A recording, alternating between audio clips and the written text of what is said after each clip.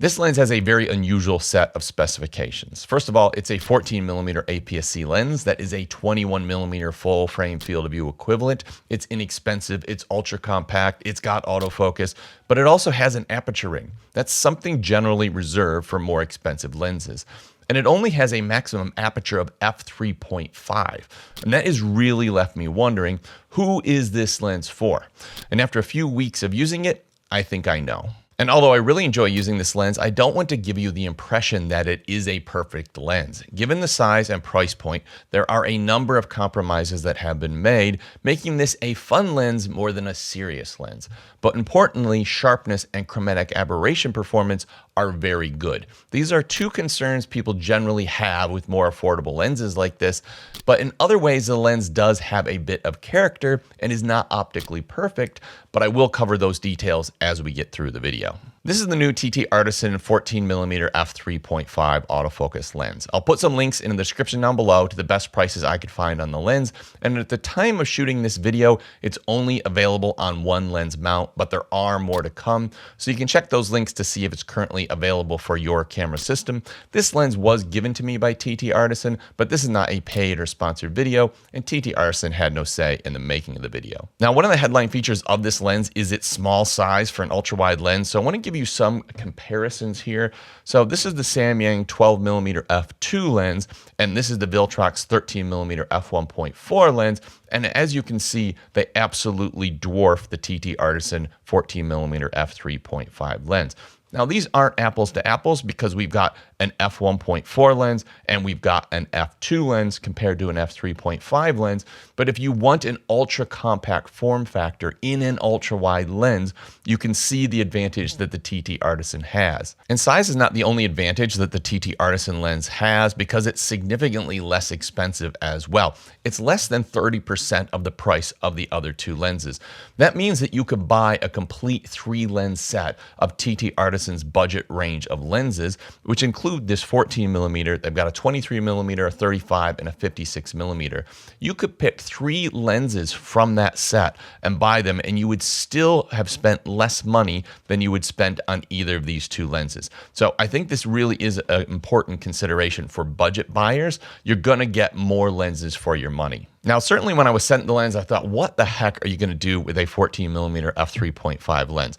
And this 14, 13, 12mm focal length, this is pretty much a sweet spot for me. I like that 20 to 21mm full frame field of view equivalent lens. I love shooting ultra wide. So even though I love this field of view, I wasn't quite sure what I was going to do with a lens that only has a maximum aperture of f3.5.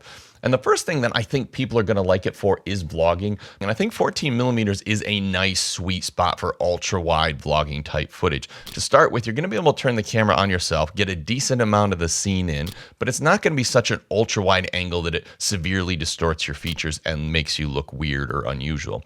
The other thing about a lens like this being so small is it's going to be much less conspicuous when you're out in public, whether you're filming yourself or other people or friends or family. If you compare that to something like the Viltrox lens, you see how big that lens is. That is going to be very conspicuous when you're out in public and filming. This is going to just make your little APS-C camera look like a tiny little point-and-shoot camera. It's also going to make people feel a bit more natural when you're filming them. What I find is when you're filming, whether it be friends or family or even people that you don't know, when you're using a big lens like this, people seem to react differently or seem a bit more intimidated. So the smaller your gear, the more natural reaction and the more natural activity you're going to be able to capture in your vlogs. The other thing about a 14mm focal length is if your camera has in-body image stabilization, this is a focal length that is going to be quite easy for your camera to stabilize. It's also going to be easier to stabilize in editing if you're bringing that footage in and editing. And even if you don't have any image stabilization and you're not going to stabilize in editing, you can hold that camera reasonably steady, and a 14mm lens is going to get you less camera shake in your footage. So I think this is going to be a great sort of travel, general purpose vlogging lens. The other thing this lens is going to be great for is ultra wide street photography. Now the lens only has a maximum aperture of f3.5, but when we're shooting street photography, most of the time we're going to be shooting at f5.6 or f8 anyways.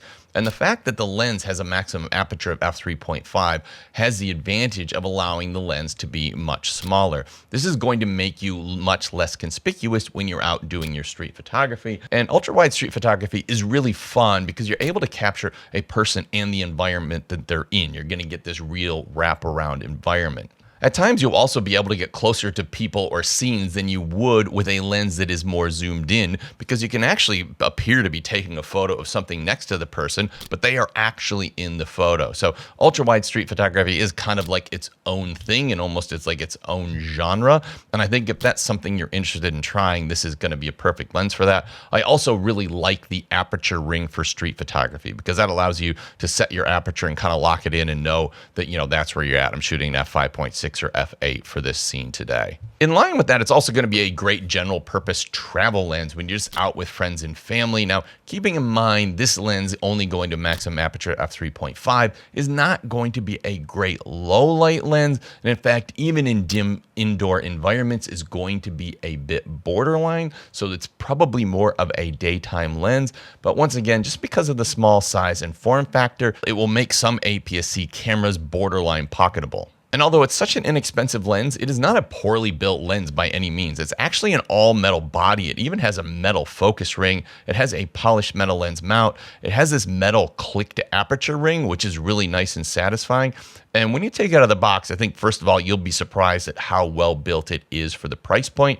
So I think build quality, yeah, you're not going to have any problems there. Having a look at the optical performance and starting with distortion, we do get a very modest mustache pattern. That means that lines that are close to the edge of frame become wavy. One of the problems with this is very hard to correct in editing. Now, it's only noticeable when you get lines close to the edge of frame, and I don't think it's a deal breaker for a lens at this price point, but the lens does exhibit a moderate amount of mustache distortion. The lens also has reasonably heavy vignette starting at f3.5. Now, you do get a noticeable improvement just by stopping down to f4.5 and further at f5.6.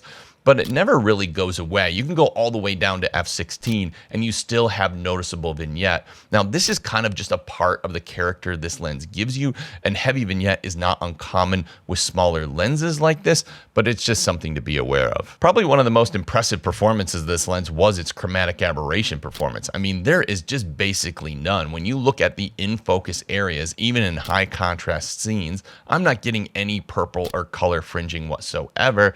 Now, this is easier for lenses that start at f3.5, but it's still an impressive performance for a small lens of this price point. Moving on to longitudinal chromatic aberration, which is a change in color cast before and after the plane of focus. You particularly see color fringing around bokeh highlights. This is very heavy at f3.5. It does get a little better as you stop it down, but all the way down to f11, it never really goes away. Now, the advantage of this lens is the fact that most of the stuff is in focus with an ultra-wide angle lens, and you don't really get deeply out of focus backgrounds at all. And you only get an out of focus background when you get reasonably close to something. So in most situations, this is not going to be a problem. But if you have some backlit trees and you're focusing on something close, you will get noticeable longitudinal chromatic aberration. The flare performance is pretty crazy, and you get these wild rainbow flares streaking across the lens. It kind of is what it is. It's not uncommon of these cheap Chinese lenses, and it doesn't surprise me at this price point. This is definitely a stylized thing. Now, importantly, in my general use of it in photography, I spent a couple of days shooting with it, and I never actually had a flare problem. I had to go out and try to shoot to bring the flare on, and when I did, it was quite crazy. And since it's probably not a lens you're going to be using at night where you're shooting around streetlights anyways, then it's probably not a real issue, but there might be some situations where you do get pretty significant flare. The close-up image quality is good without being great. You get a minimum focus distance of around 17 centimeters or 6.5 inches, and the image quality is okay at f3.5, but it gets much better as you stop it down to f5.6 and f8. You get a little bit more contrast and a little bit more detail. I would love to see this performance a little bit better, a little bit closer focus, but for a small lens like this, this is not uncommon. So you will be able to capture some interesting close-up images when you're out traveling around, but I wouldn't say it's the strongest feature of this lens. Sharpness and detail was probably the biggest surprise out of this lens. Right from f3.5, it is decently sharp in the center, and the corners are a bit softer, but they're not terrible at all. You stop it down to f4, and the center is sharper, and the corners get a little bit sharper. At f5.6, the center is absolutely excellent, and the corners are good but not perfect. And even stopping all the way down to f8, you get an ultra sharp center of frame, but the corners are still a little bit softer. Looking at bokeh, we don't really get deeply out of focus areas because it is an ultra wide lens and it starts at f3.5. But when we are close to something, we can get out of focus areas, and they can be a bit busy and distracting. And I wouldn't say this is a strong point of this lens at all, but given most of our shots are not going to have deeply out of focus areas, it's not something I would be too concerned about, but you will get some busy backgrounds and bokeh in some situations. If I was to pick the weakest point of this lens, it's definitely the autofocus performance.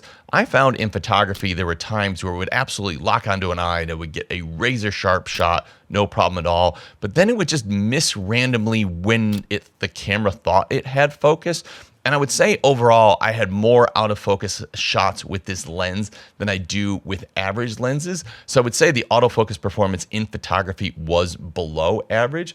Looking at the video autofocus, it would lock onto people, but sometimes when the camera would decide it wanted to focus on something else, I wouldn't get a smooth transition from one thing or to the other. I would just get this jumping back and forth. Now, if you had somebody filling most of the frame, it wasn't a problem, and I certainly have plenty of video shots that I didn't have any problems on, but it would misfocus and be uncertain at times, so that's something that you definitely need to be aware of. I wouldn't say the autofocus performance was worse than some of the cheapest Sony-made lenses out there, but it's not as good as some of the best lenses, that's for sure. The autofocus may miss at times, and the maximum aperture of f3.5 is not great for low light conditions. But if neither of those are deal breakers for you, this is the smallest and cheapest ultra-wide autofocus lens that you can buy, and there's nothing quite like it on the market. Now, if you're after an ultra-wide lens and need optical perfection and unbeatable low light performance, I've just thrown a video on screen now. That's the 13mm f1.4 from Viltrox. It's one of the best ultra-wide lenses I have ever used,